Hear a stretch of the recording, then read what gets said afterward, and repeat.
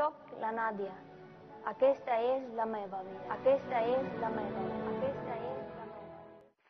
El relat biogràfic El secret del meu turbant sobre la vida de la Nàdia Ghulam, una jove afganesa que va haver de fugir del seu país, ha estat el guanyador de la 43a edició del Premi Prudenci Bertrana. Escrit per la periodista Agnès Rutger i supervisat per la mateixa Nàdia, la novel·la narra amb una claredat pertorbadora les circumstàncies extremes a les quals es va haver d'afrontar la protagonista per sobreviure en un règim hostil que oprimia les dones. Però sobretot, el llibre es converteix en un clam sobre la força interior i les ànsies de viure que vol fugir dels tòpics que ens han arribat del règim talibà.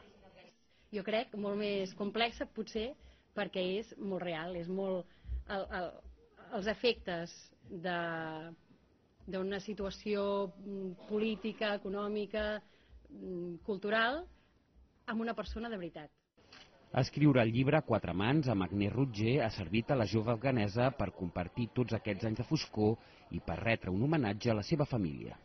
Avui és un dia molt especial per mi i vull dedicar aquest premi per una persona molt especial en la meva vida, que sense ella no hauria jo estat aquí, que és la meva mare. Només dir el seu nom m'emociono molt.